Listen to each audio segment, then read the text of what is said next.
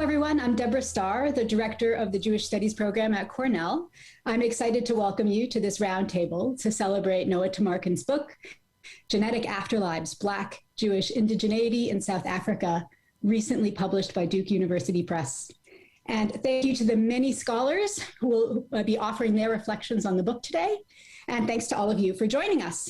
I would like to take this opportunity to express my gratitude to our co-sponsors, the Anthropology Department, Science and Technology Studies Program, Africana Studies Research Center, the Mario Einaudi Center for International Studies, and the Migrations Initiative.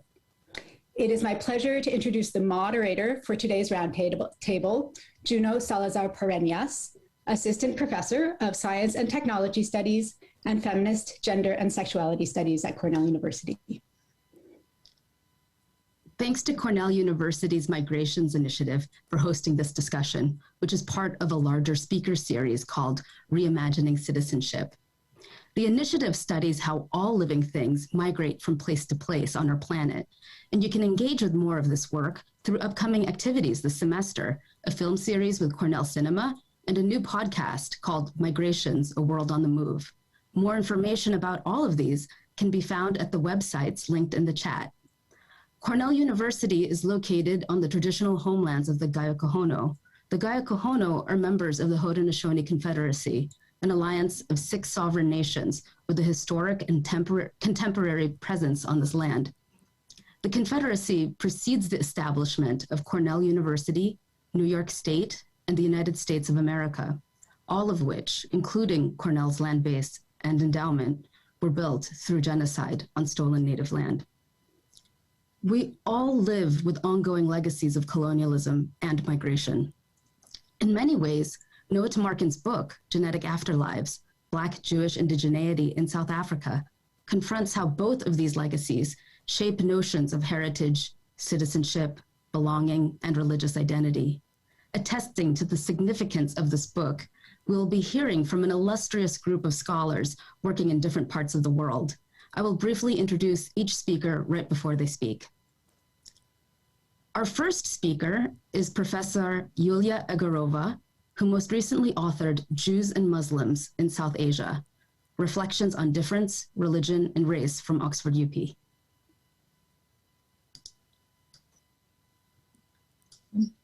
Yeah, thank you very much indeed, Juna. It's really absolutely wonderful to be here. Hello from the UK. It's a great opportunity to celebrate Noah's wonderful book, which I enjoyed reading absolutely enormously. And of course, it's a very big honor and pleasure for me to be on this panel. And I'm very, very much looking forward to all their contributions. I'll start by admitting that it took me a while to go through Noah's book. Of course, I was never expecting it to be an easy read, but I've been following Noah's work for quite a while now, and I thought that I would, of course, recognize a lot of the material and would be able to relate to it very easily, and I must say that I absolutely did. And I have to say straight away that I found the argument to be extremely clear and compelling, and I also very much enjoyed the sheer presentation of the material. It's really an absolutely beautifully written monograph. So I can certainly recommend it just for the pure enjoyment of reading an excellent piece of ethnography. But what took me so long to finish it was that after every several pages I would stop, because it would really make me think about the whole wide range of issues that I'm working on at the moment. And these issues come from very different contexts, in fact, ethnographic contexts that are already quite far removed from the one that Noah is discussing in his book. So every few pages I would stop and really feel compelled to start theorizing and re-theorizing the issues that I've been exploring in my work, going to different writing projects, because indeed the book is very, very rich in its engagement with a wide range of topics of broader theoretical concern, as well as, of course, of social and, importantly, political concern. And this is not even to mention that the language in which the book is written is also extremely compelling. It is both clear and sophisticated in ways that are congruent with the complexity of the presented ethnographic material, as the book makes a very clear set of arguments without being in any way reductionist. So Genetic Afterlives is certainly very, very firmly on my list of monographs that I would recommend to all my students and colleagues to read, and I will certainly be doing it for a number of reasons. So first of all, it is, of course, the specificity of its ethnographic focus that speaks to a range of bodies of literature. I know we have a large audience with us here today, so just for those of you who have not read the book yet, it explores the way the Lamba of South Africa engage with and conceptualize further the knowledge stemming from DNA tests that were conducted to explore their origin history. So the book thus makes a strong contribution to science and technology studies, Jewish studies, the study of religion, particularly the study of religion at the intersection with the study of race. I'm already certainly recommending the book on my courses in anthropology of religion and kinship.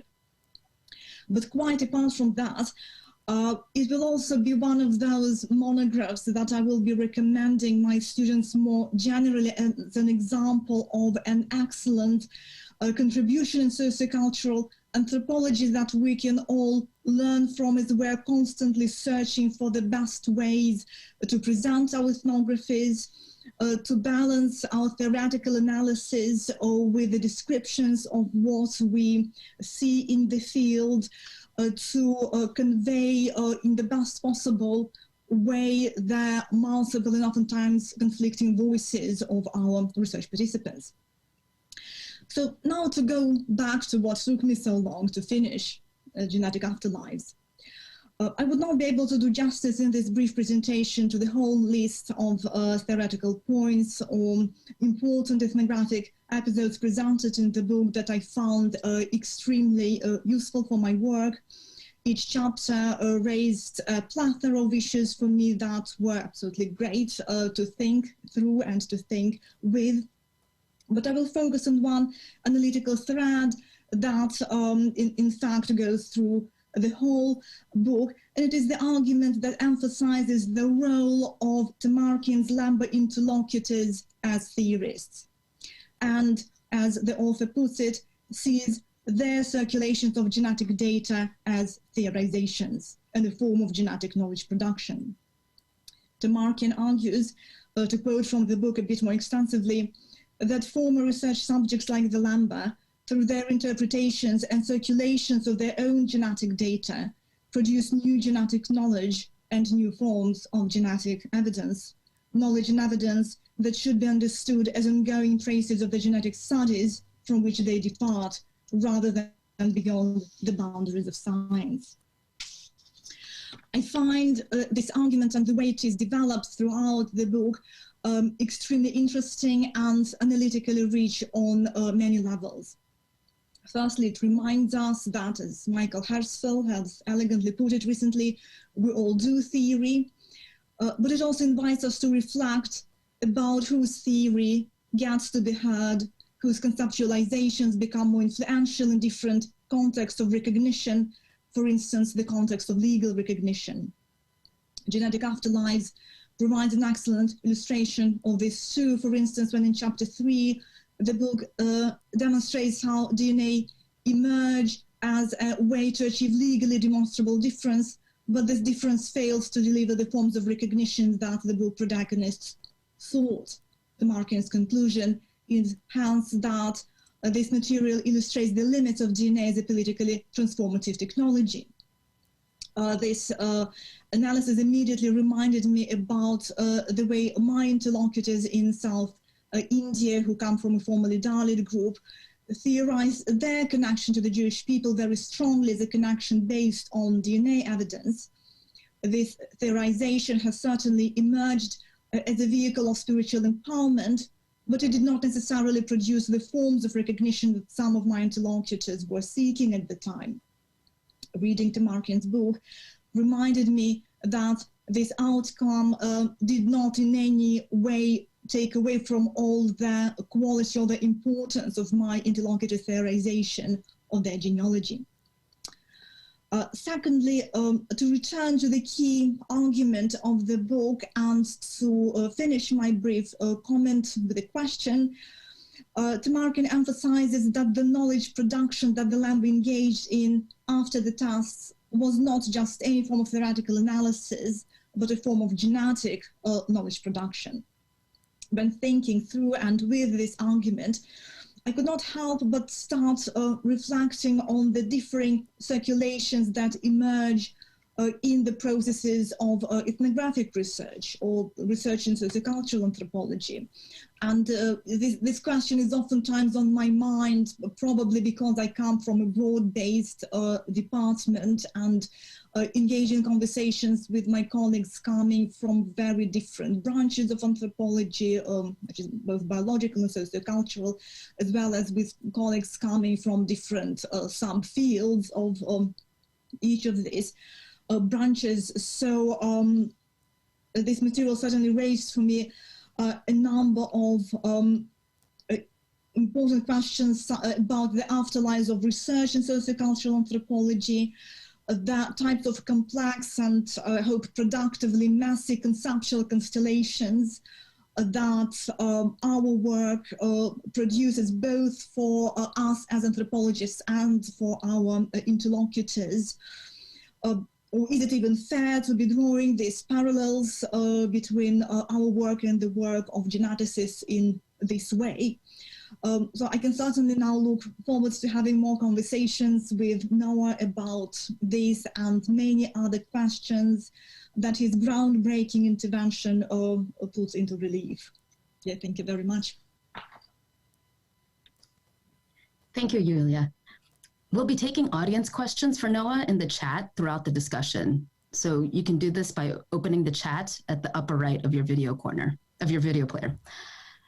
Our second speaker is Professor Jonathan Marks. Professor Marks is a biological anthropologist and the author of many books. His most recent is titled, Is Science Racist?, was published by Polity Press. Thank you. As a biological anthropologist, I come to Noah's work from a different place than the other panelists. But since my wife is a South African ethnographer, some of the material is not too far afield for me. And in fact, we were married at the Great Park Synagogue in Johannesburg after managing to convince the rabbi that I was in fact Jewish and not merely a Reform Jew posing as a real Jew. The meaning of what it means to be a Jew in South Africa consequently strikes a bit closer to home for me personally than perhaps for some other panel members. And so I have a bit of personal empathy for what the Lemba are dealing with. Now, I read Genetic Afterlives as a contribution to a 21st century genre of interdisciplinary scholarship on the meanings of genetic studies for various human groups, from people trained in anthropology, sociology, geography, and science studies. Alondra Nelson on African Americans, Kim Tallbear on Native Americans, Catherine Nash on the Irish, Nadia Abu al-Hajj on the Ashkenazi Jews, Aaron Panofsky on white supremacists, just to call up some of the highlights.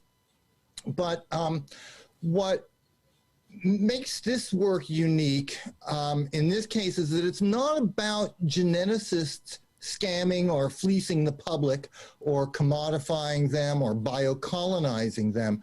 This is a story of the people exploiting the genetics to their hopeful advantage, creating sense and using it strategically in the context of the politics of nation building, identity formation, and the meanings of indigenous and diasporic in contemporary South Africa. There's also a broader ethnographic lens here. Whether it's the introduction of mental axes to indigenous Australians, or the introduction of Twitter to your grandmother, or more humorously on the internet, getting teenagers to successfully dial a number on a rotary telephone, the confrontation of people with previously unfamiliar technologies is a familiar trope, but it's doing some new and creative work here. This technology is not utilitarian. In fact, it's not even material, but it can be invoked instrumentally for the Lemba. And there are so many viewpoints, and Noah does a wonderful job of showing you the different stakeholders, not simply the Lemba and their leaders, but also other South Africans, other South African Jews, and American Jews who interact with them. Now, one of the things that can easily be missed is the truth value of the science itself. What does it mean scientifically to have a Cohen modal haplotype? The Cohen modal haplotype is a particular arrangement of a few genetic sites on the Y chromosome, which was found in a majority of people who responded in the affirmative to the question, are you a Jewish priest or Cohen? And the Y chromosome configuration that was most commonly found in this sample, they took to be that of the founder of the priesthood, the biblical character Aaron. Are there other explanations for why a group of Jews named Cohen or its cognates might tend to be genetically more homogeneous than a control group? Yes, there are. What the data show is that your sample is inbred. That's what genetic homogeneity is. And there are lots of reasons why your sample might be inbred, not the least of which is that they all have the same last name. Of course they're related to each other. But to me, the best part of the Cohen modal haplotype paper, the Skoretsky paper in Nature from 1997, is its first line. The paper actually starts out, according to biblical accounts, the Jewish priesthood was established about 3,300 years ago with the appointment of the first Israelite high priest. In other words, they actually managed to get a paper published in the leading science journal in the world that was predicated on taking the biblical book of Exodus literally. Like all such efforts, they will arbitrarily choose what to believe in that story. They will ignore the 10 plagues and the parting of the Red Sea, but they will accept that Aaron was a real person, progenitor of the priestly line, and maybe a coin flip over the golden calf story. Significantly, though, Aaron's Y chromosome would be identical to that of his brother, the lawgiver. So there is now a market to see whether you have the Y chromosome of Moses. And it will cost you a couple of $100 to find out, but wouldn't it be worth it to know? Caveat emptor. But I digress. The Skoretsky paper starts off with the literal truth of Exodus, and it passes review by people who, if you started off with the literal truth of Genesis, their heads would explode. It's a marvelous paradox to think that there are scientists who are not okay with Genesis as a historical chronicle, but are okay with Exodus. But paradoxes are central to the story. Can you be Jewish and yet not really Jewish? Can you be African and yet not really African? How can you be both indigenous and diasporic simultaneously? It's all quite mind-blowing in an intellectual way, but Noah also reminds us of the real people whose lives are affected by the answers to those questions. I'll wind down with the questions Noah's account left me with. First, I was a bit interested in the intellectual history. South Africa has a long tradition of prominent Jewish ethnographers, yet none of them seem to have taken an interest in the Lemba. Were they dismissive or uninterested or something else? Second, from the standpoint of the development of genetic ethical standards over the last couple of decades, I wonder where the samples are now. What's striking about this population genetics work is that the science is there for the benefit of the people at least as much as for the benefit of the scientists. In the epilogue, Noah mentions that the Lemba are now a little apprehensive about having more samples taken. Is this because they feel it's now for the geneticist's benefit rather than for their own?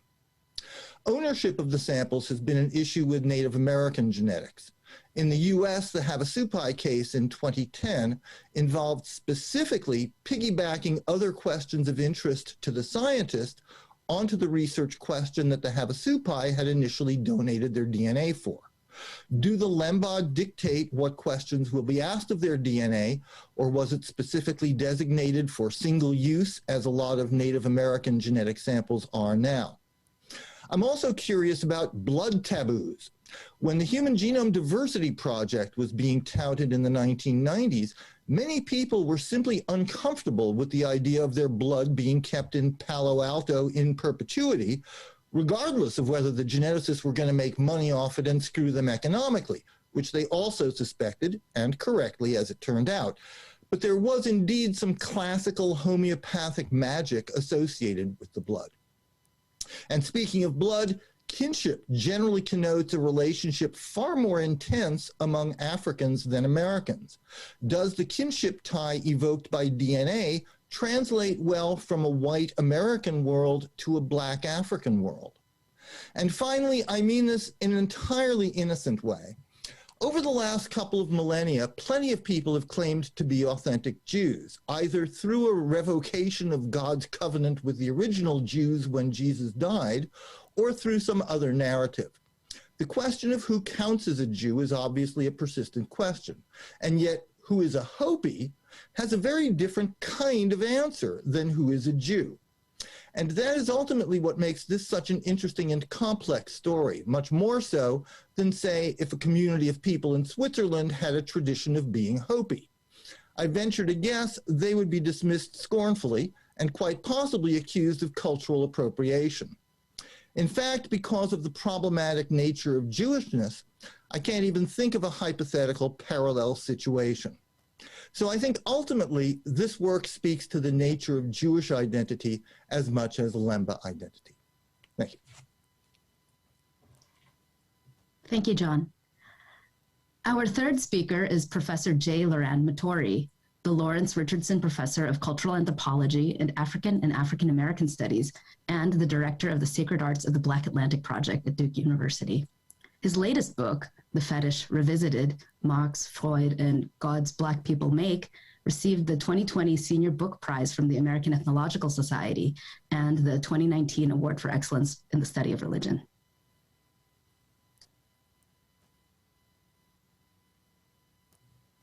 Thank you so much, Juno. And congratulations, Noah. This is a wonderful book. I am delighted to celebrate it with you and to do so alongside such an esteemed panel of fellow scholars. It dawns on me only now that the vast majority of our audience probably will not have read your book, so I'll take the liberty of summarizing what I take to be the argument and hope that it will be useful. This is a book fundamentally about a population of South Africans and Zimbabweans, some families among whom have the Kohanims share a phenotype, a genotype, or a Y chromosome with the Kohani. Therefore, they've been the subject of great interest regarding the degree to which they are Jewish people and should participate in the broader community of Jewish people globally, and whether they are distinct from a number of tribes in South Africa whose languages they share. I am thoroughly convinced by the argument that despite its pretensions of objectivity, genetic testing intended to confirm the Jewishness or deny the Jewishness of this population is actually steeped in some culture-specific and anachronistic categorizations of ancestral populations, such as race, and that the results of genetic testing always depend for their meaning on projects in which the geneticists and the subjects of testing mobilize these testing results in pursuit of their own goals. Any given actor might mobilize not only the results of genetic ancestry testing, but also other sorts of kinning, such as adoption, marriage, citizenship, and religious conversion, in pursuit of situationally useful forms of social connection and belonging. Moreover, these projects are often in conflict with other people's projects and goals. The effort of Lemba actors variously to secure recognition as a nation by the South African government, to establish the existence of a chieftaincy, or to legitimize a royal dynasty, or to secure heritage tourism customers are an excellent case in point, particularly as these diverse actors compete with non-Lemba South Africans and with non-Lemba Jewish people to define the implications of their genetic test results. In sum, addressing a science and technology studies audience, Noah makes the newsworthy point that genetic kinship, like other forms of kinship and ethnic identity, is situational, protean, competitive, and strategic. Now, I'm thoroughly convinced by this argument, appreciative of its clarity, and delighted by the vivid storytelling in the book. I recommend the book highly. My summary does not do it justice. I would add to the important theoretical points that Noah makes a few additional reflections based upon my own areas of research. Not only is ethnic identity situational, protean, competitive, and strategic, but I would also suggest that it is a hierarchical project. I'd like to comment on two specific themes that Noah touches upon and that were of particular interest to me because of my own field research, which concerns ethnic diversity and ethnogenesis among African-descended populations in the United States, as well as the Afro-Atlantic religions, such as West African Yoruba religion, Haitian Vodou, Brazilian Candomblé, and Cuban Santeria or Ocha. Now, the first of the two themes that Noah raised, and I'd like to expand upon, is that most of his Lemba interlocutors seem to emphasize the potential of genetic testing to multiply their social connections to places and people near and far, to the same degree that their rabbinical Jewish interlocutors seek to establish singularity and exclusivity of group belonging.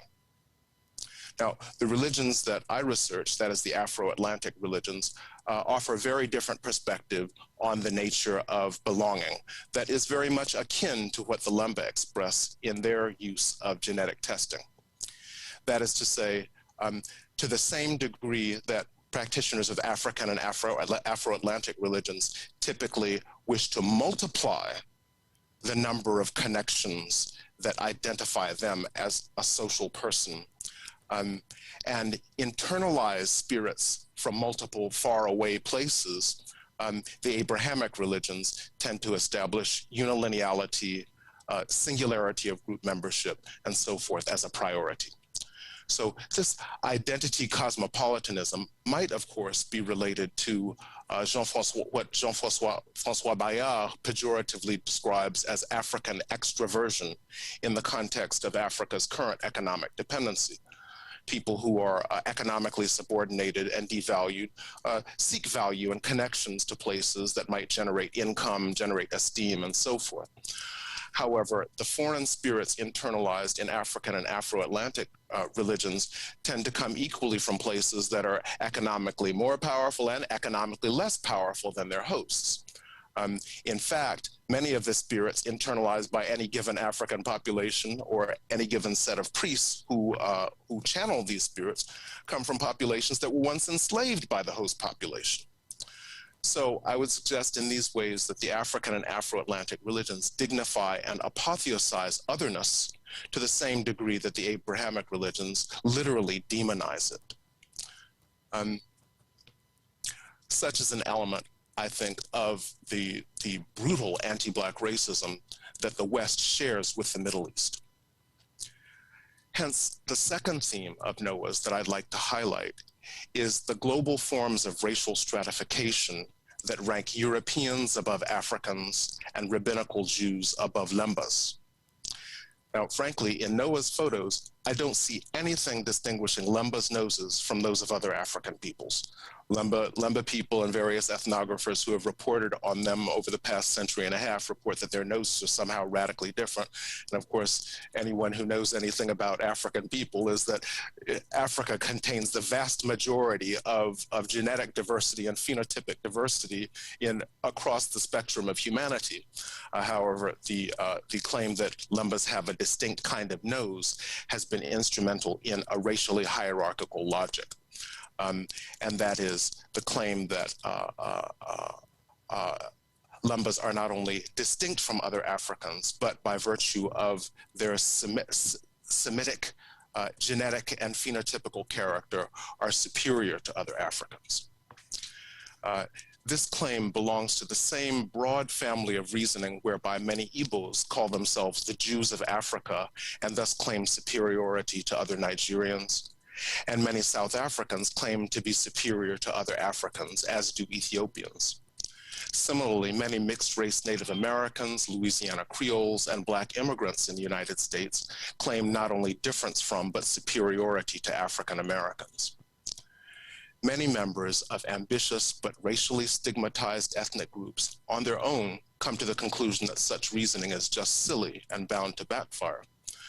But I also wonder if some Lemba's specific resistance to incorporation into the rabbinical and Zionist projects was related in any way to the specifics of South Africa's alliance with apartheid South Africa and support of the apartheid regime, and whether it is connected in any way to the current mistreatment of Falashas and other Black people in Israel that includes forced sterilization, being spat upon, and the regular habit of head rabbis of Israel to call Black people monkeys and other pejorative terms. So concretely, I'd like to ask Noah if any of these issues came up as members of the Lemba Cultural Association seem to have grown more and more cynical about the international implications of their genetic Jewishness. Thank you. Thank you so much, Randy. Our fourth speaker is Professor Kimberly Arkin, author of Rhinestones, Religion, and the Republic, Fashioning Jewishness in France, from Stanford University Press. Hi, I want to echo what everybody has said thus far about what an honor it is to participate on this panel with everybody else, and what a fabulous read Noah's book was, and how much I enjoyed it, and how fruitful it was in terms of crossing disciplinary conversations. And I fear some of my remarks echo things that people have already said in a variety of ways, but I'm going to say them anyway. So I actually read this book as kind of a very optimistic, a restrained optimism about topics that are typically approached with considerable pessimism. So the rise of Jewish genetics can be linked, as you note, Noah, to the rise of essentialized understandings of identity and belonging, notions that seem to make the hidden truth of genetics, of genetic past, trump or upend communities of practice or engagement. And when genetic testing opens doors, it often premises inclusion on all kinds of exclusions.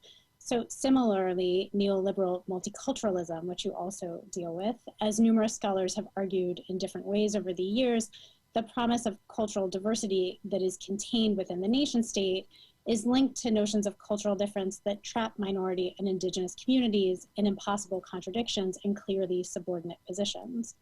So you don't ignore those constraints and pessimistic stories, but you don't really focus on them either. Instead, by attending very closely to what Lemba elders mean when they invoke various categories of belonging, you show us the promising trouble that Lemba use of genetics might bring to practices of power across a whole range of contexts, to citizenship categories rooted in opposition and closure, to scientific stories that normalize bounded, isolated populations that admix with others, even to social scientific stories that juxtapose terms like indigenous and diasporic. By showing us the ways that Lemba invoke and understand their genetic Jewishness, you highlight elders' refusal of either-or dichotomies that come with ready-made answers to what people are and where they belong. For many of the Lemba elders you got to know, indigeneity did not imply either immobility or autochthony. Instead, they saw Jewishness as proof that Lemba were itinerant traders who had continuously moved across what have become national boundaries, making them quintessentially indigenous and African. Similarly, Lemba leaders did not think that building meaningful connections between far-flung culturally distinctive populations required a putative homeland or shared practices toward which past and future aspirations needed to bend. Many Lemba were excited to meet other Jews because they indeed imagined Jewishness as genetically shared, but unlike the overwhelmingly white Jews who went to meet the Lemba didn't assume that genetic Jewishness should imply in cultural or religious sameness, let alone a shared project of Middle Eastern indigeneity. One could be Christian and Jewish, African and Jewish, indigenous and diasporic, authentic and strategic at the same time. This close attention to alternative constructions of community and belonging is a particularly effective use of ethnographic theory. I mean, I think Yulia already said this, over and against the typical assumptions of Euro-American anthropological concepts and categories. And it clearly shows how polyvocal Jewish genetics is, and sort of disconnecting it from its intrinsic qualities from projects that are essentialist and exclusionary. But there's another layer to this optimism. Your book documents the Lemba Cultural Association's continuous failure to achieve tribal recognition in South Africa, which many people have mentioned. And this despite endless tweaking, strategizing, arguing, and resubmitting. And in spite of this incredibly depressing track record, the unofficial tribal chief, Mpaketsatse, who had inherited long-standing efforts to seek state recognition, seems to be relentlessly optimistic about the next claim. And it feels like, if I'm reading it right, the optimism isn't just his.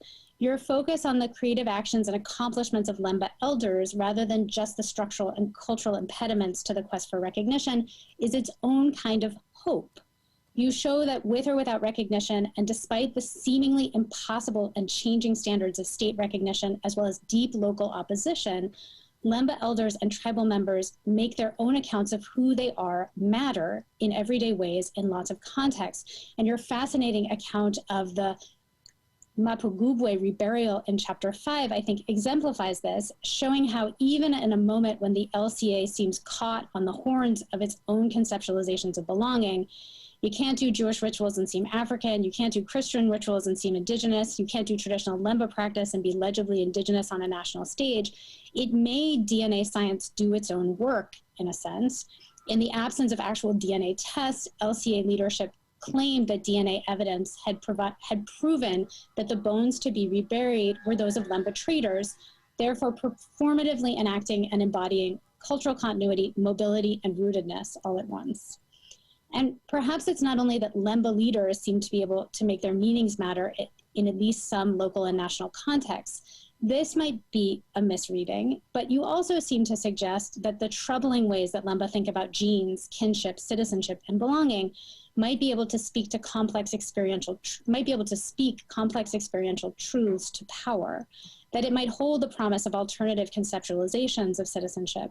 And this brings me kind of to my first set of questions, which is, how do you, Noah, understand this optimism, the LCA's optimism and Mpaketsatse's optimism under increasingly difficult circumstances?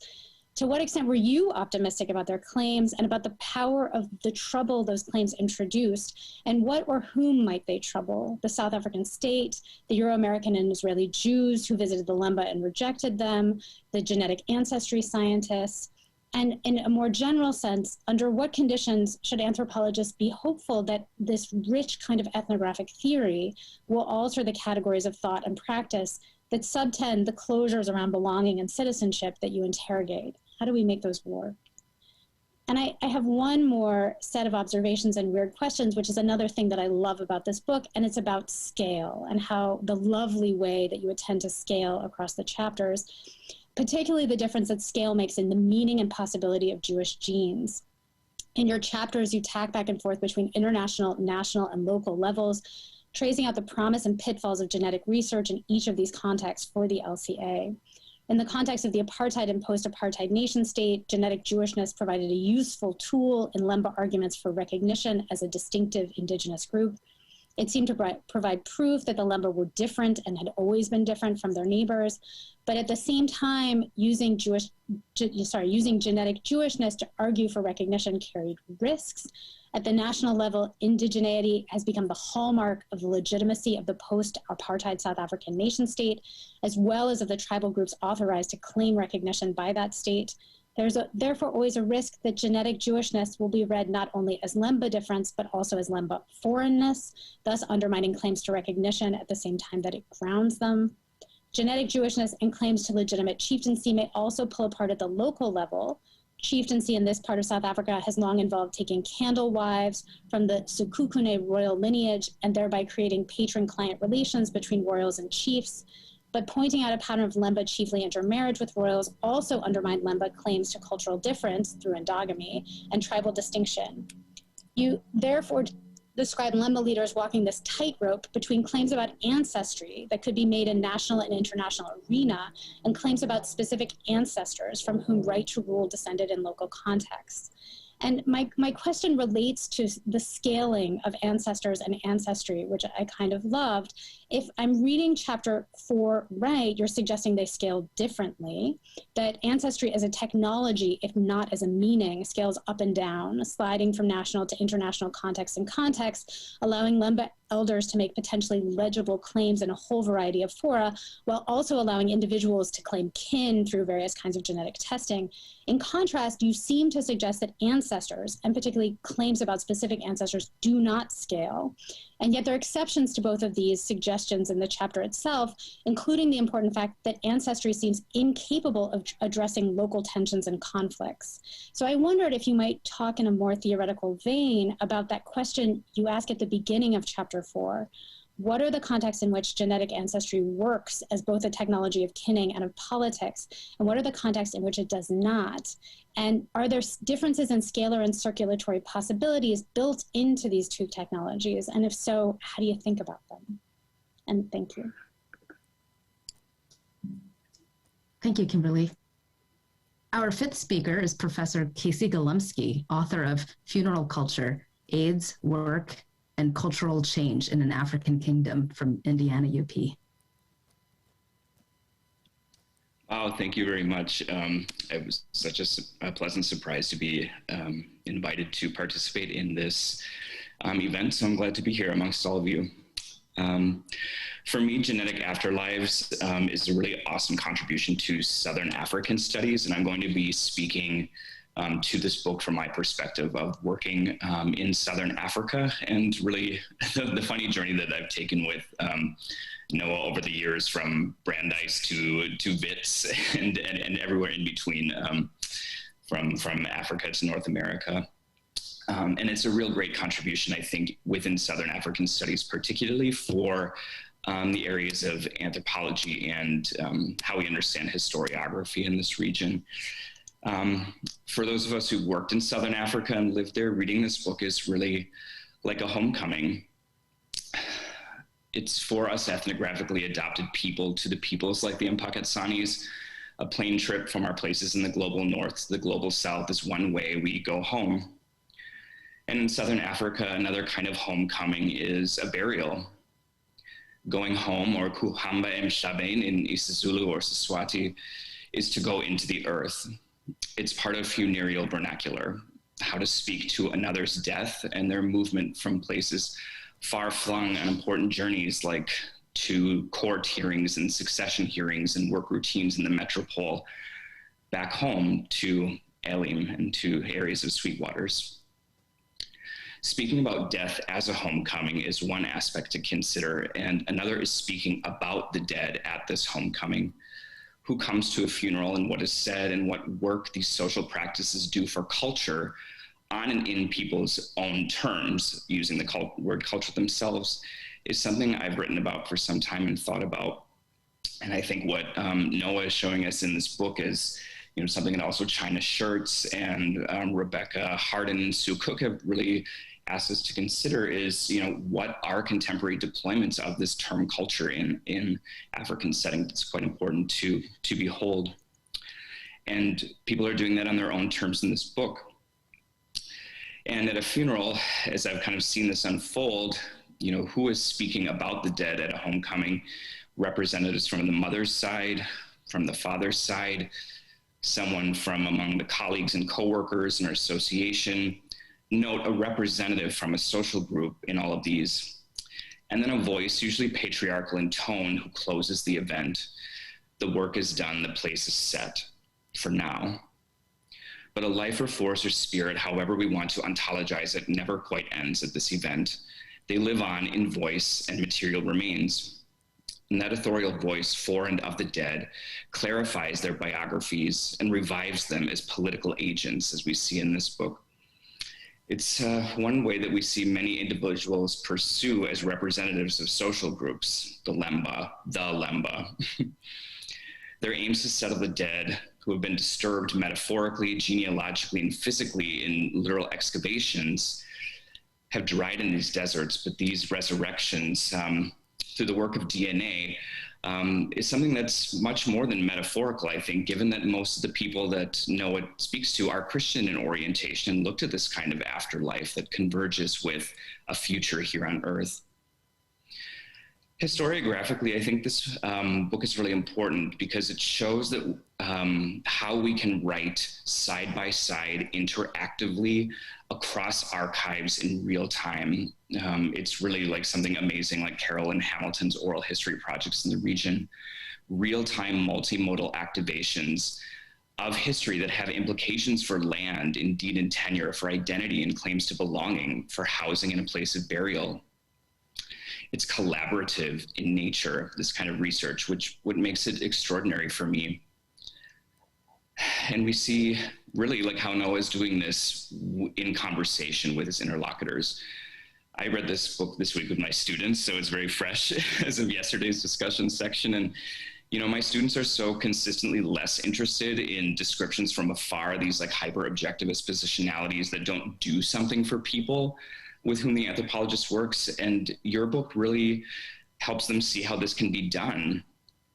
But it also shows, I think, importantly, how you also don't sacrifice the merit of your own research questions and how your research questions evolve over time precisely through this ongoing interaction with your interlocutors, okay? And I think for me, like in terms of the writing in the book, some of the most important stuff that you're doing ethnographically is how you bracket your skepticism at very key points in the text. It's a really powerful insertion that saves it's kind of like saves the readers from disbelieving the interlocutors. Like early in the introduction, you kind of say like, well, you know, at first I perceived Jewish DNA studies to be a form of Jewish racism, but then you so like expertly go and just show, you know, how can I unfold my skepticism here? But it's kind of putting side by side or like nearby, like these lines of questioning pursuit that you and your Lemba interlocutors have. And I think that's a really useful point for teaching both students and ourselves how to write and stay true to our research questions which emerge from our particular life worlds as questions for our interlocutors emerge from theirs.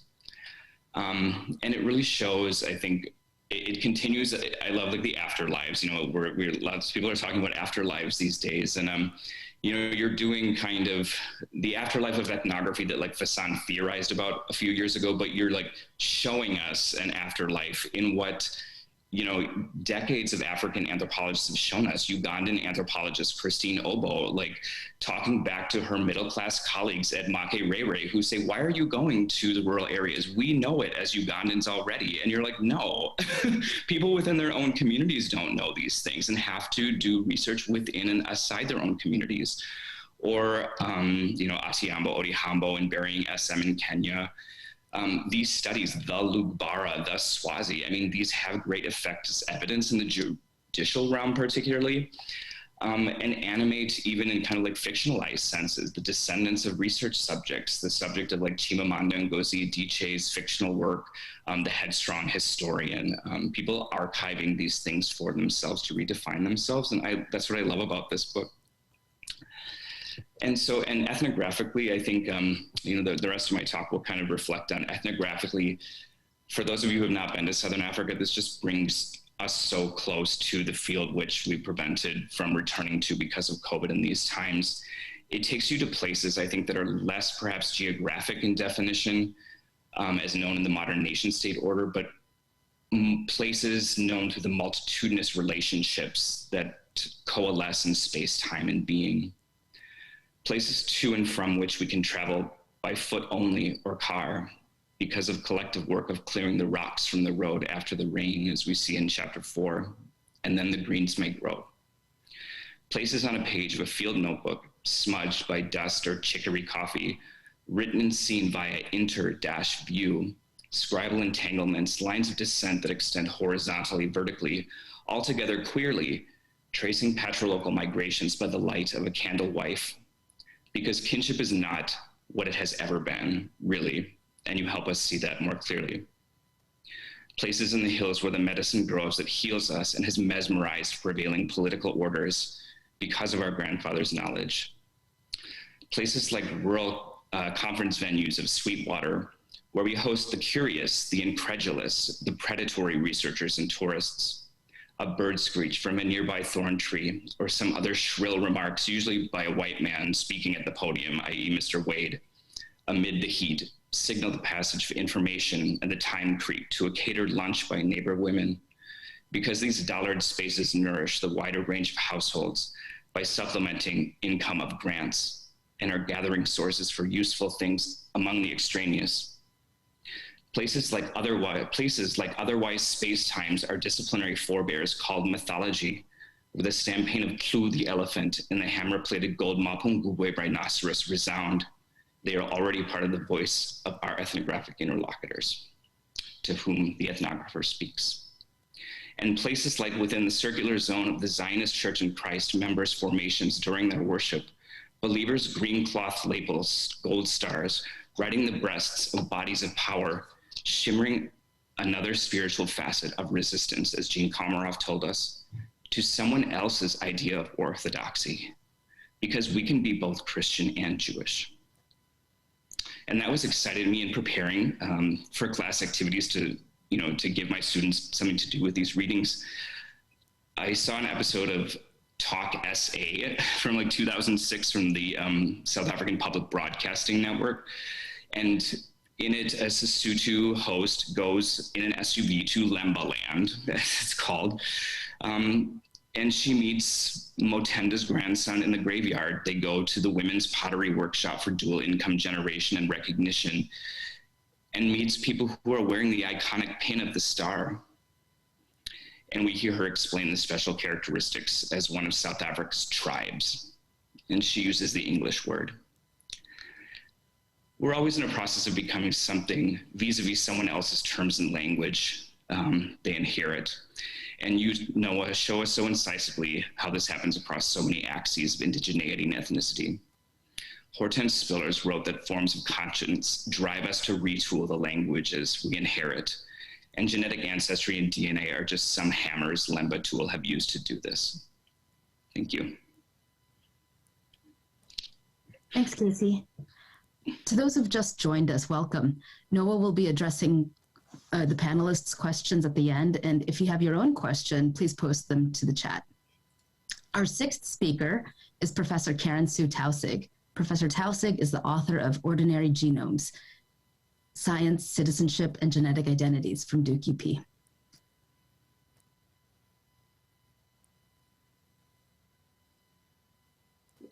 Thank you, Juno, and thanks to Cornell University for hosting this lovely event. I am honored to be participating and both moved and inspired by the intellectual community it reflects and brings together, both on the panel and in the audience.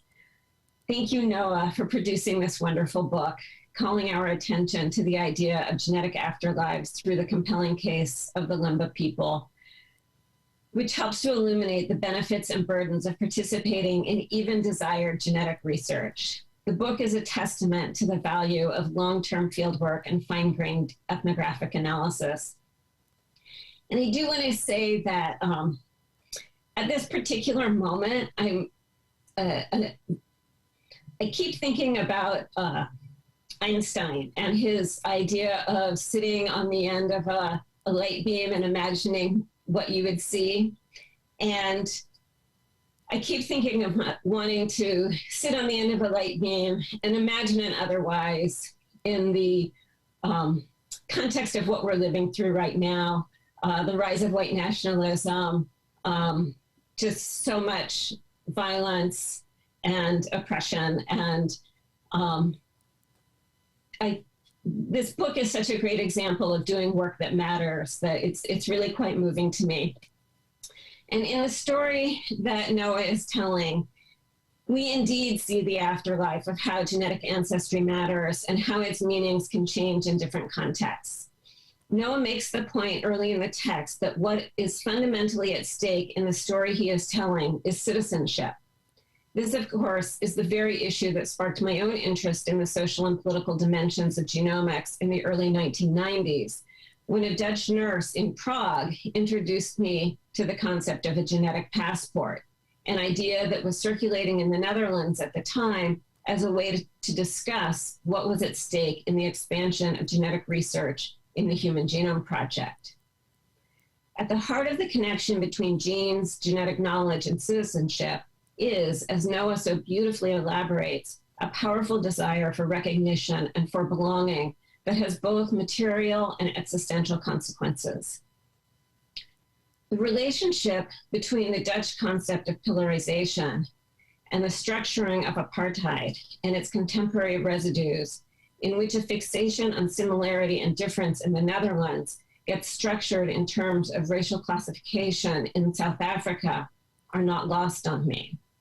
And I want to remind us that in the realm of the Diamond Queen, focusing on an out-of-the-way people in an out-of-the-way place on South Kalimantan, Indonesia, Anna Singh makes the point that Dutch colonizers encouraged different ethnic groups in Indonesia to articulate their distinctiveness. So we see this kind of practice reiterated throughout the Dutch colonial world, and it really does come from a practice that was quite different and yet the same, which is kind of ironic, at home in the Netherlands. And these practices resonate in the story Noah is telling about the significance of difference, articulated as a culturally defined community that becomes the critical pathway to accessing resources.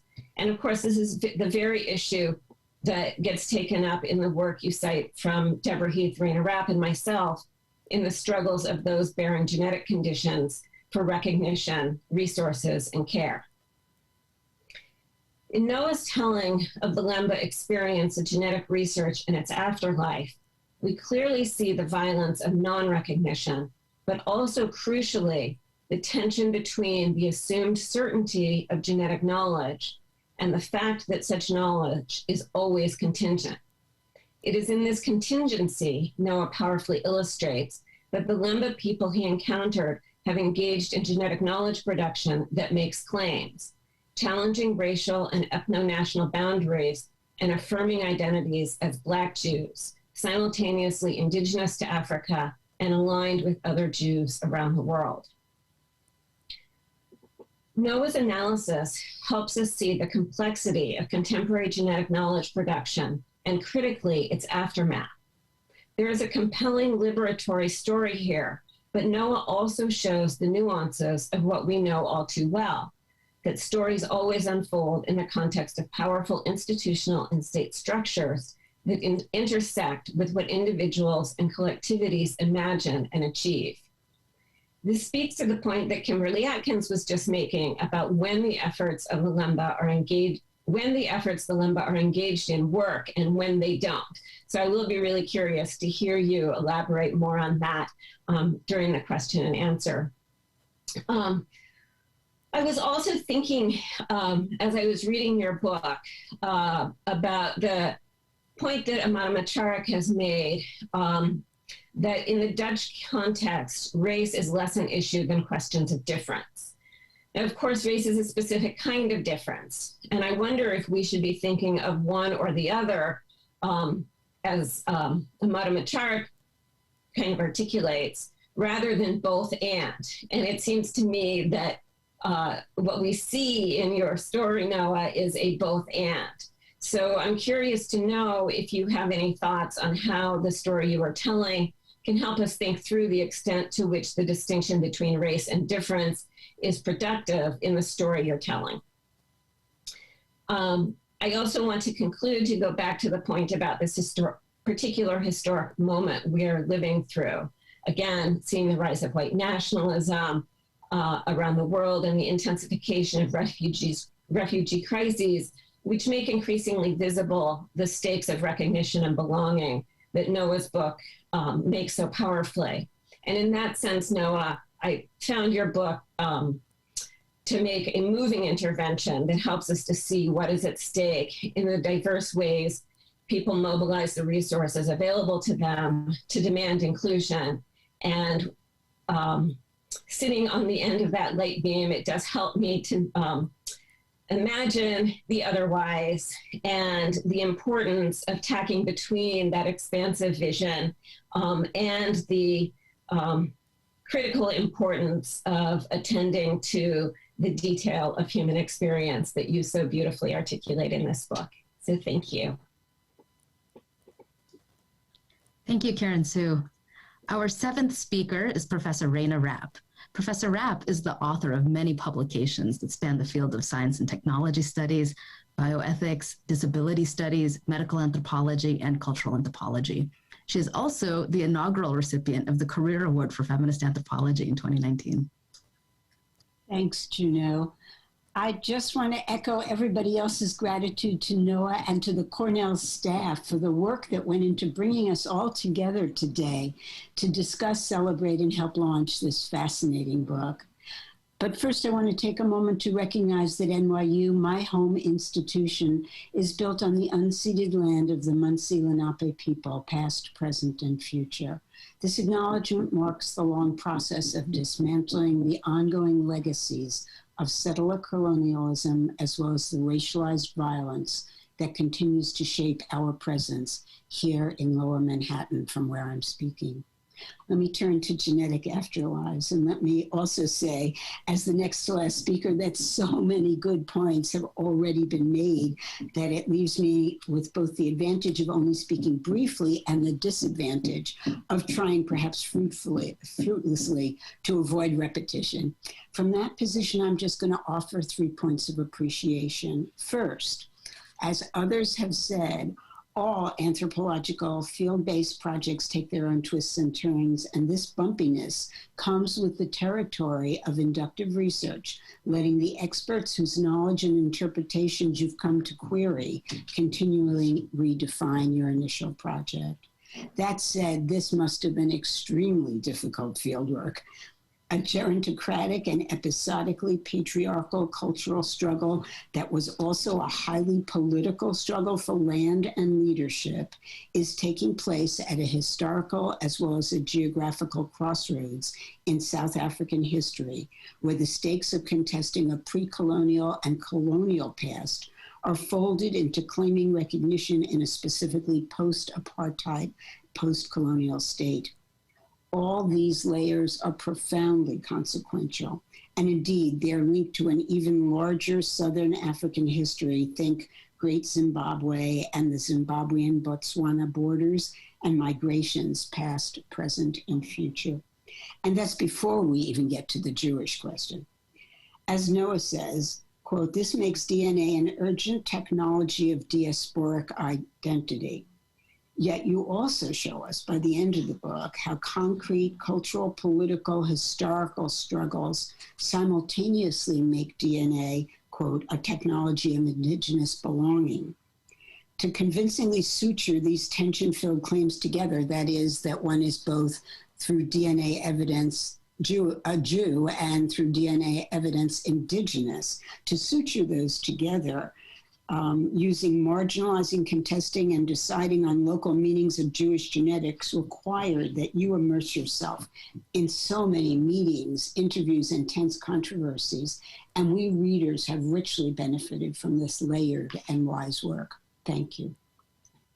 Secondly, there is an important democratic virtue in telling the story from the Lemba out, rather from geneticists or Jewish constituencies in, a class of qualitative research strategy of focusing on what those on whom research is continually conducted make of these projects and how they appropriate them for their own uses. At several points, Noah compares this perspective to Alondra Nelson's work on African-American communal and familial uses of ancestry testing. And I would add Martine Lappé's work on the subjects of neuroscience and epigenetic testing as well. Collectively, these qualitative researchers ask, what does it mean to be a research subject? In what ways is genetic, or in Martine's case, neuroscientific and epigenetic research extractive? Yet how might it also provide unintentional resources for care? Martine, for example, reveals the blurry boundaries between longitudinal research in which scientists keep track of their subjects, regularly checking in for more data, and the hopes and aspirations of those subjects who understand that the informed consent process, but nonetheless yearn for useful results from their participation. Sometimes they strategically appropriate them, as the Lemba so Noah shows us so brilliantly how they do. That episodic, aspirational, heterogeneously distributed hope is surely the subject of Noah's analysis, yet he also shows for many people and for some of the main protagonists, genetic research is beside the point, at least some of the time. And it provisionally becomes less and less important as sectors of the Lemba community achieve their own goals by selectively using the research and then deciding to freeze it. So hegemonic claims of genomic science are far from totalizing in this book and in their effects. And that's a really important point that Noah is making, especially when viewed from multiple Lemba perspectives. And there, thank you, Casey, there is no the Lemba, there are multiple perspectives. And Noah brilliantly shows us how that could be the case. Third, the iterative tensions that so productively thread through your book remind us again and again, as you say in the epilogue, quote, genetic afterlives are necessarily unfinished, always newly becoming. I especially appreciated your commitment to this openness in chapter 4, when you make very effective use of Sidney Howell's concept of kinning as a transitive action of making and unmaking kinship membership, alliances, and mutual responsibilities.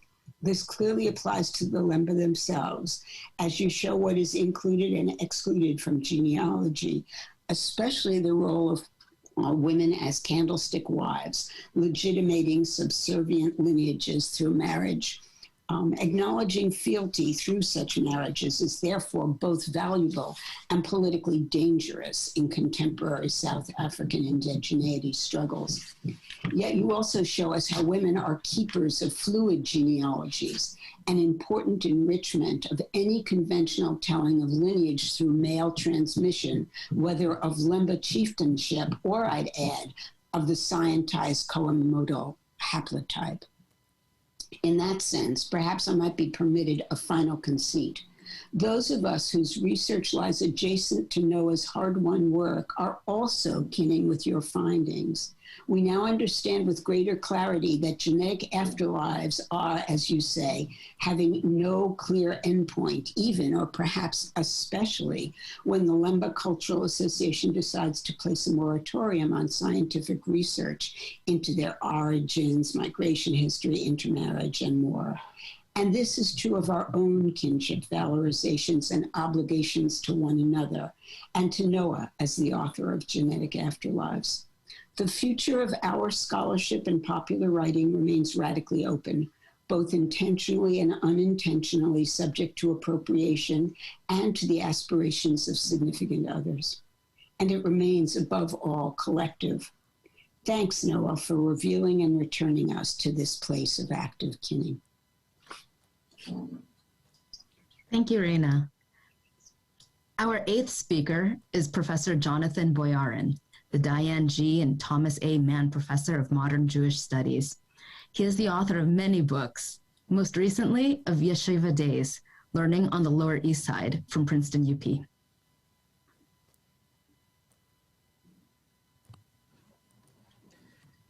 Thanks. I'm so thrilled that we have Noah's book now. I've been going around for years telling people about Noah's interlocutor's assertion that Noah was a Lemba because Noah was a Jew. Still, every time I read it or say it, I feel like I'm being flipped over on my head, but in a really good way, you know? Because for someone as solidly, obsessively, and in some ways as conventionally focused on the study of Jews as usually defined as I am, Noah clearly demonstrates both that Lemba are good to think with, and that they're very good at thinking on their own. I want to focus very briefly on passages in this wonderful book that help clarify dilemmas and debates about Jewish identity as more conventionally conceived. As Noah notes at page 45, prior to the end of apartheid, politically, the LCA's goal of tribal recognition was subversive in some respects, but in others, it aligned with the apartheid emphasis on fundamental cultural difference that required segregation and separate development, end quote.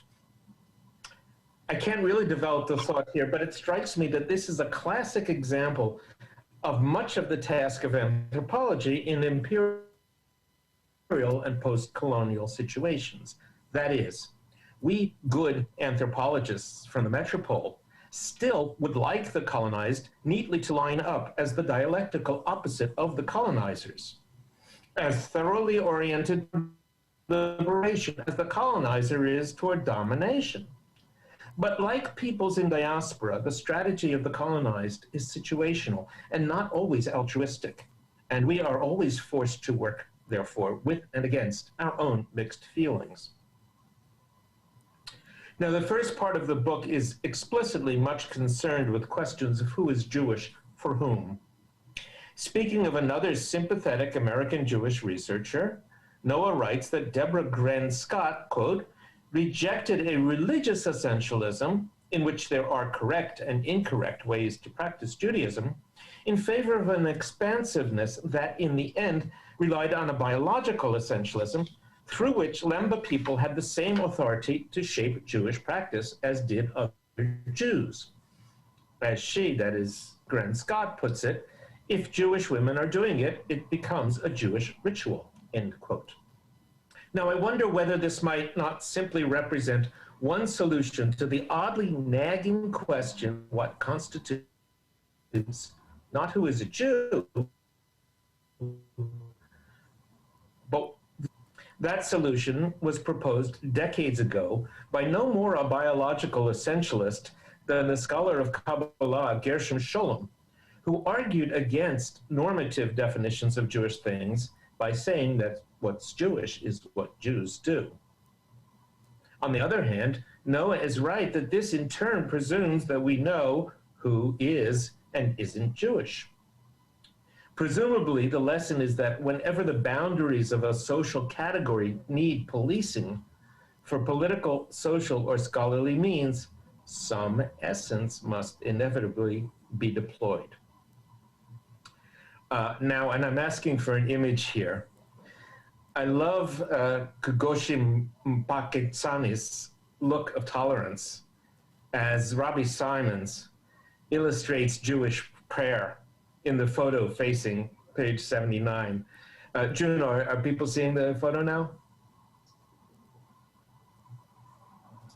Yes, good, thank you. Here, I'm looking at Noah, looking at Kugoshi, looking at Roby, who seems to be looking at his arm, perhaps to check whether he's wound the straps enough times around his forearm. But the word illustrates is a curious choice for the caption, where we might have expected demonstrates. We might have expected Roby Simons demonstrating Jewish prayer.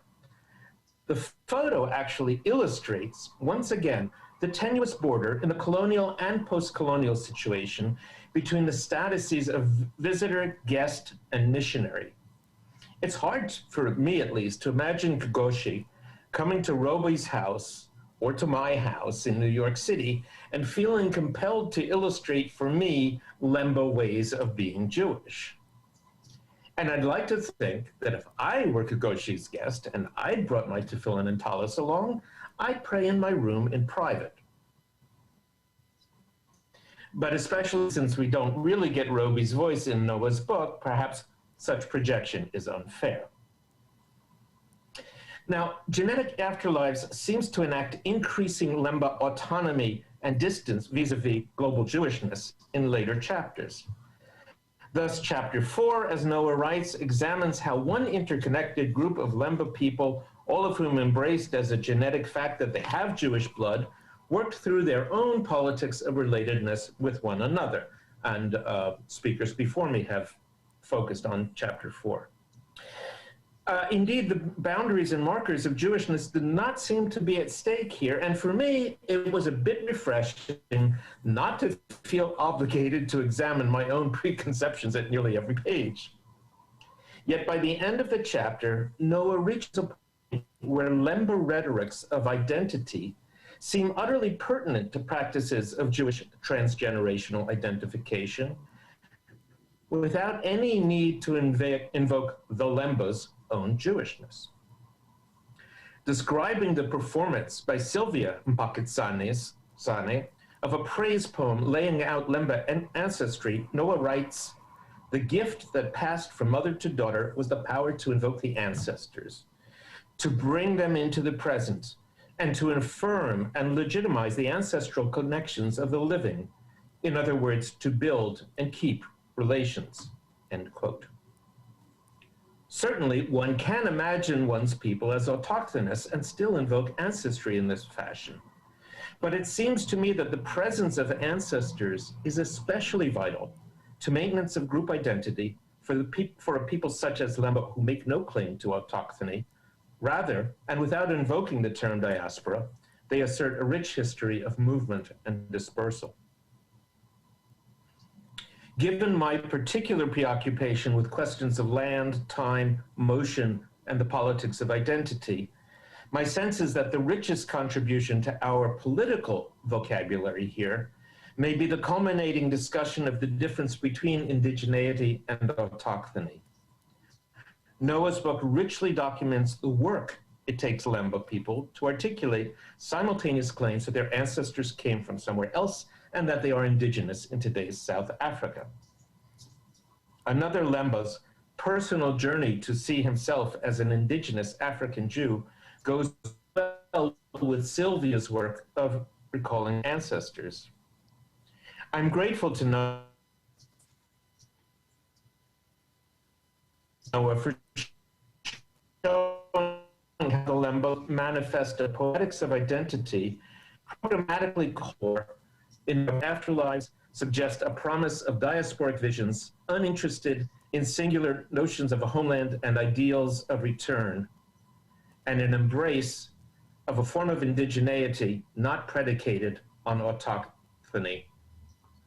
All of this makes me wonder, am I too Lemba?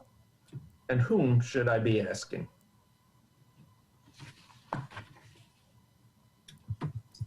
Thank you so much, Jonathan. Last but not least, we will hear a response from Professor Noah Tamarkin, author of the book, Genetic Afterlives, Black Jewish Indigeneity in South Africa.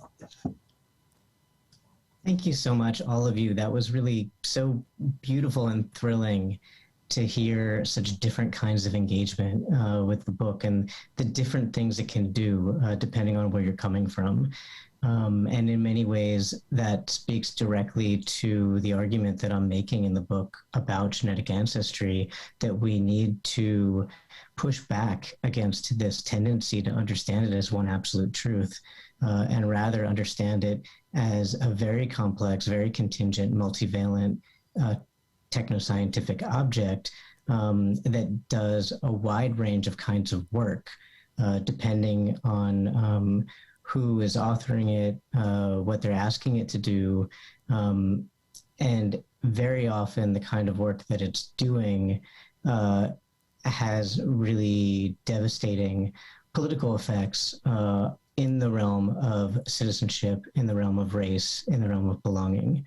So in many ways, you know, what I love about the different threads that you all pulled out is that a key thing that I'm trying to accomplish with this book is to offer another story, to break up the kind of hegemonic voice that we have about what genetic ancestry is, what it can tell us, as that starts to become increasingly sedimented in a kind of bureaucratic political sense, in the ways that it starts to adjudicate citizenship, the ways that it starts to articulate with people who are asylees or refugees, and the ways in which their belonging is understood, their kinship ties are understood.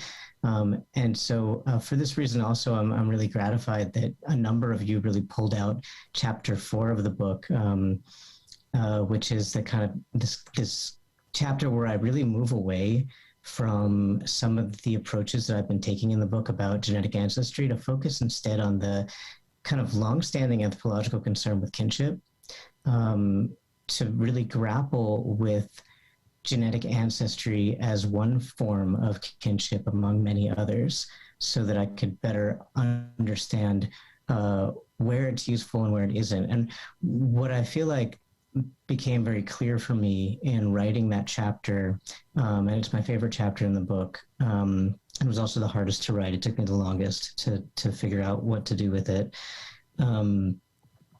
Is that genetic ancestry lends itself very well to patriarchal forms of kinship.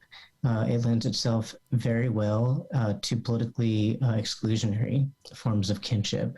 And so when I juxtaposed it with some of the ways that ancestors are worked with as another kind of kinship technology, another kind of form through which kinship ties can be articulated and are felt and enacted in the world, I saw a much wider range of work happening that wasn't so reactive or attentive to state politics, that wasn't so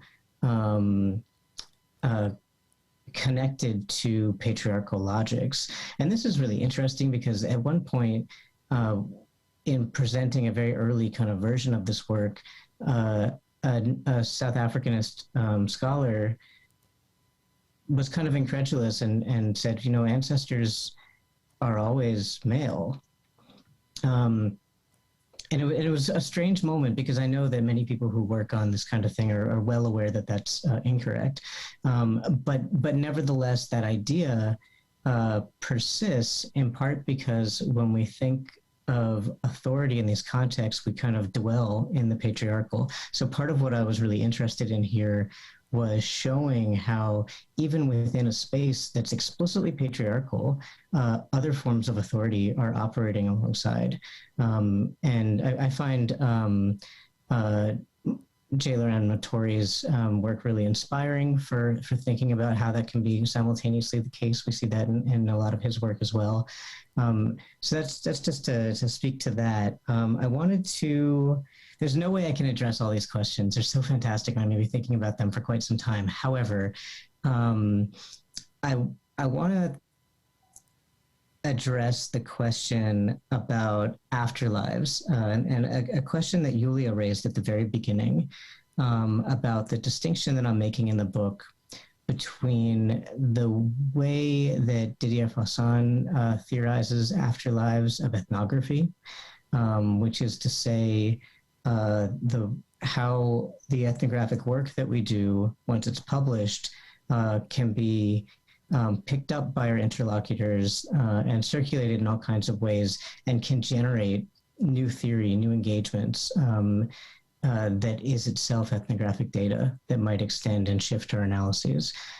So I'm making a distinction between that and what I'm calling genetic afterlives, which looks at how published genetic ancestry studies can be taken up, particularly by the research subjects that made those exact studies possible. And that's the precision that I'm trying to point to with this concept, that there's something specific about the stakes of these actual research subjects in the future circulations of published studies.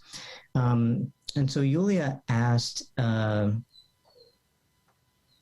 well, I guess I could actually, in some ways, maybe turn it back to her to ask if she wants to frame the question again. But before I do that, I guess the thing that I was getting from it and that I wanted to point to a little bit, one, the book just came out, so in that sense, the Fasson type of afterlives of ethnography I haven't seen yet. So this event might, in fact, do that for me. You know, and that's one of the struggles, I think, of writing a book. Maybe we feel this more with first books than others do later, that when the book is out there, you can't change it more, and yet you just at that point start to get these amazing engagements, right? So that might be a kind of a future work kind of question. Yeah, so I'll leave it there. I also wanted to kind of mention where Afterlives is coming from for me in this book is really from Saidiya Hartman, and she writes about the afterlives of slavery, and for her the point of Afterlives is a way of understanding that the kind of constitutive trauma of the transatlantic slave trade lives on in the bodies of descendants of that trade. And so that's really, it's that focus on the body, it's that focus on a kind of a constitutive moment of formation that I'm interested in here with Afterlives. And also the fact that it's ongoing. It's an always becoming. There is no end of the story. It's not that the origin determines what happens later. It's just that it is significant in part of the ongoing story.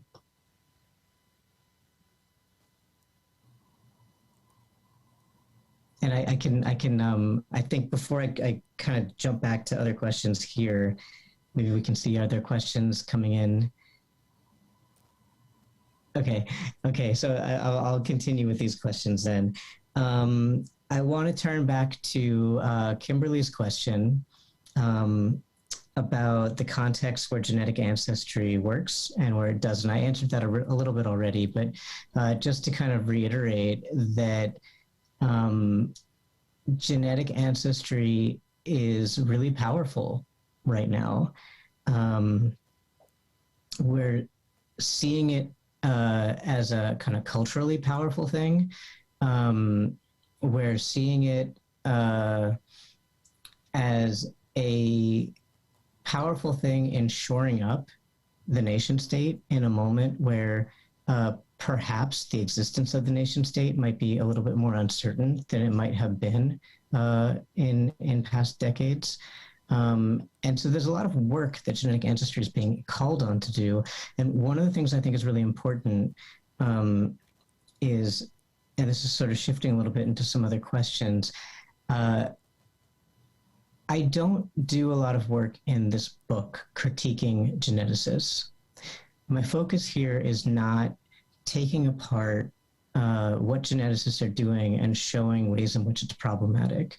And the part of the reason for that is that I actually think that a lot of the power of genetics right now comes from the ways that it's moving among people who aren't in the lab and producing that knowledge in that sense. And so I want to kind of interrupt and disrupt this idea that real genetic knowledge is produced by geneticists and everything else is secondary, because I'm thinking of the material effects of knowledge. What does knowledge do?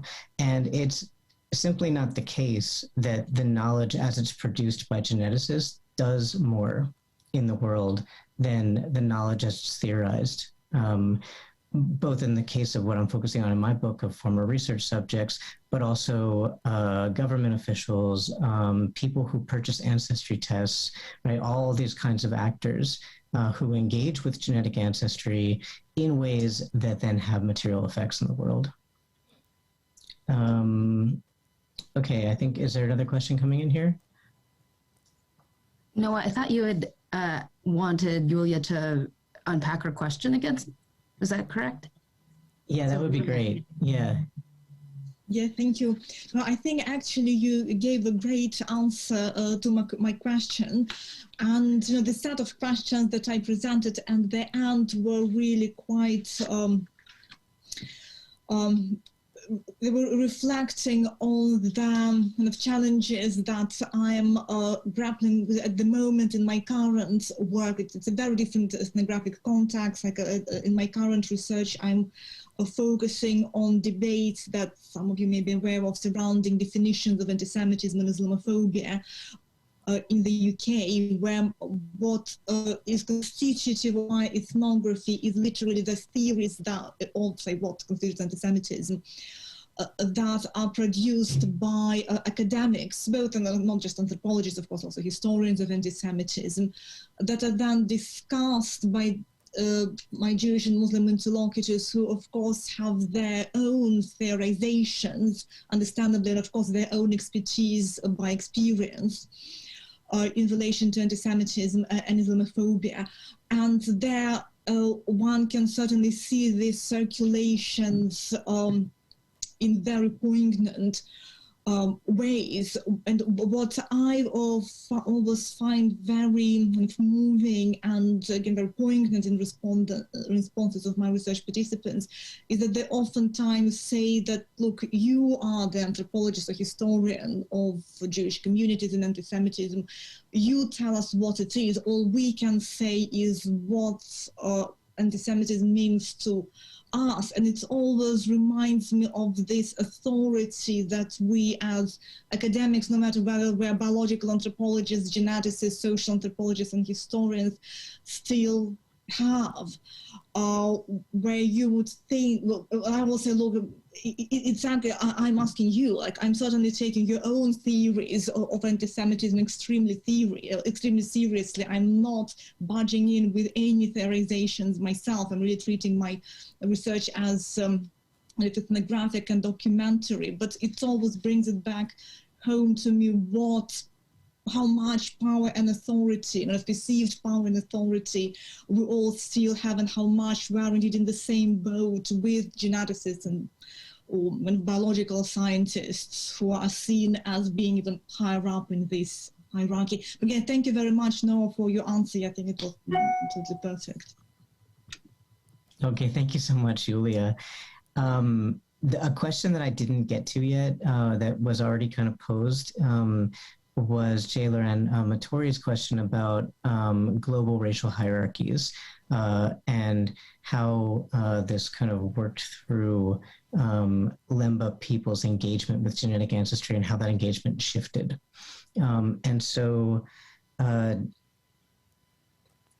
think specifically he was asking as they grew more cynical about genetic ancestry, right? So there's a story that I'm tracing throughout the book that starts in the late 1980s, where there's enormous enthusiasm among Lemba leaders about genetic ancestry. This seems like a very good opportunity to, one, demonstrate to people who doubt the stories they have about themselves, to demonstrate to them that the stories are true.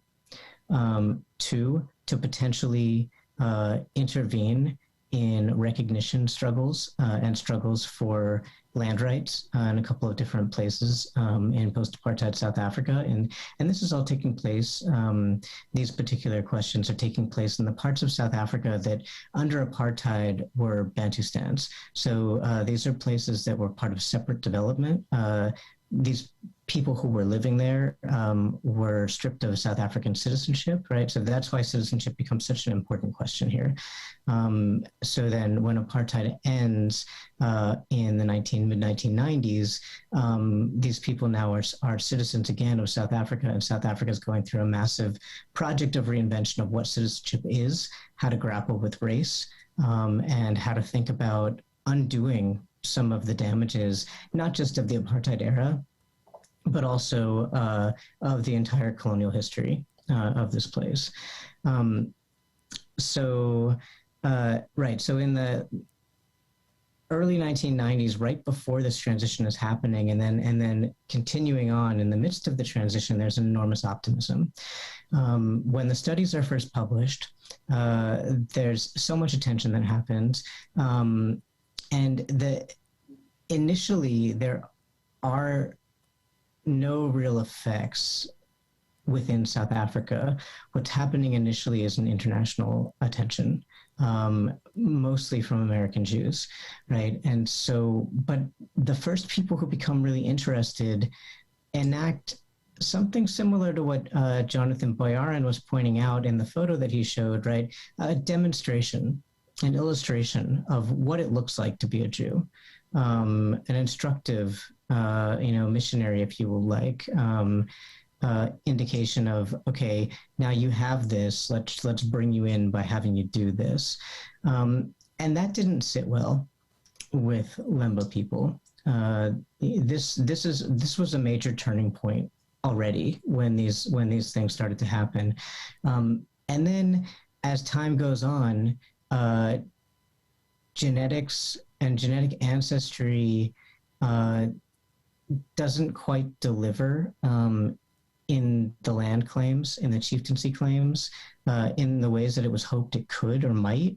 And so at that point, it's not actually of interest to Lemba people because they didn't need it to prove who they were because they knew who they were, right? And so that's where some of the cynicism starts to come. And I think we can connect this to global racial hierarchies, right? Because this position of being told how to be who they are is very much linked to their position as Black South Africans and the position of many of the people telling them this as white, Jewish, Euro-American people. So there is a global hierarchy that's shaping this knowledge production, and it's also starting to push a little bit more of a cynicism. And then the final kind of stage of this, which I talk about in the epilogue of the book, is the kind of bioprospecting stage, where suddenly people who have no prior connection are coming up out of nowhere asking for more genetic samples to do more studies, as if once you have done a genetic study, you're now sort of on the map as available to extract genetic information from. And I really appreciate the way that Lemba leaders are thinking through and pushing back against this bioprospecting. And the thing that I thought was especially innovative and amazing was a recognition that without any kind of formal structure, they actually couldn't stop people from doing this. They couldn't stop someone necessarily from coming in and finding someone who identifies as Lemba and getting that person to agree to give their blood or their saliva sample for a genetic study. But here's the brilliance, right? One person told me, you know, they might take something, but who's to say that person's really Lemba? We don't know them. We weren't there. We didn't authorize it, right? So it's deauthorizing the sampling itself if they didn't agree to authorize it in the first place. And that, I think, is a really amazing innovation in terms of genetic ancestry ethics. Yes, I see that very vivid narrative. And I was just curious if beyond that, you had witnessed any consciousness among the Lemba of Israel's support of apartheid South Africa and current news that's just one reads something every week about the egregious experiences of Black people in Israel, deportations, awful remarks by the head rabbis, forced sterilization. Are they oblivious to this, and does it figure into any of their thinking about the international connection that they sought to establish through genetic testing? So this is exactly the kind of question where the multiplicity of Lemba people becomes really important because it's really varied. There is a subset of people among whom are many of the people in leadership positions who are very aware, very tuned into these conversations, will refer to Israel as a racist state, are aware that going there would not be something they would ever want to do because it wouldn't be a good experience, right? Among other things, they also are rooted where they are, happily so, and have a lot of kind of thoughts and analysis about South African history as it relates to Israel and Palestine. There are also Lemba people who really just kind of see Israel as, the place to aspire to. And have a very rosy view and are really very susceptible, I would say, to the kinds of overtures that some groups have made to them to say, we welcome you, come here, we'll train you, be part of this project. So it's really varied, and that's part of the struggle, again, with genetic ancestry, because it reinforces this idea that there's this like group identity that's a solid thing, and it allows these kinds of struggles over meaning to really proliferate. Super. Thanks so much for this book. Thank you. We have 4 minutes left, but I want to follow up on Jonathan's question.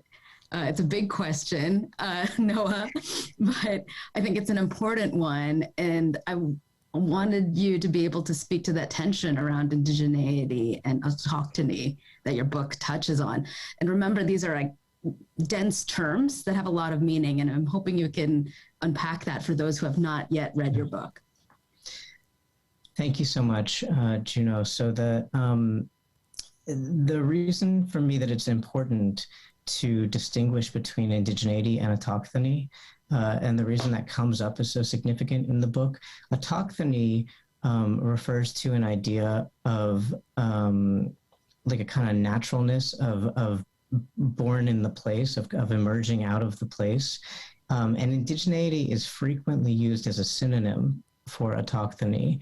And in some cases, it resonates in this way, and it's really important to do that. But in a Southern African context, one of the ways, actually not just Southern Africa, in many regions of Africa, one of the ways that autochthony has been invoked, and we see this throughout Europe as well, and we see this a lot. So Peter Gashir is the person who wrote a really brilliant book about this, if you're looking for some more to read.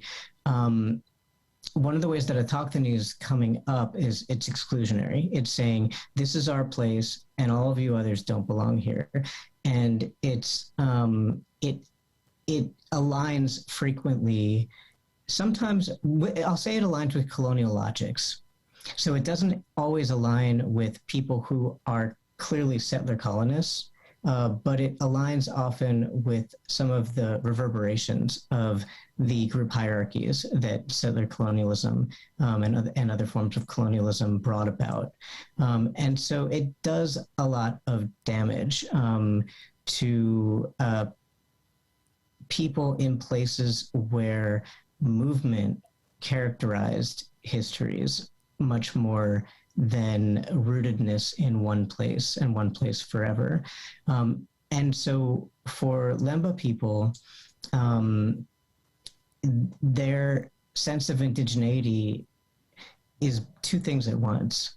It's both incorporating these kind of large, deep histories of movement across the African continent, right? So that indigeneity in that sense is to an idea of Africa, maybe more so than a specific place, and also a sense of sacredness of particular places that emerges through engagement with those places. So particular hills that get named, particular rivers that get named, and the ways in which meaning emerges from them. So Sweetwaters, which is one site that I talk about in the book, I open the book with it.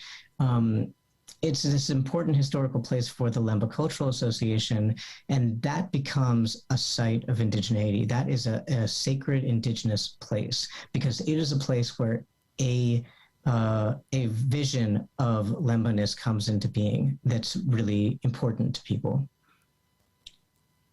Thank you. Thank you so much, Noah. So we are out of time. Thank you all for joining us. If you'd like to get your own copy of the book, we have a 30% discount code for purchase directly from Duke University Press. And you should be able to see the website and the discount code.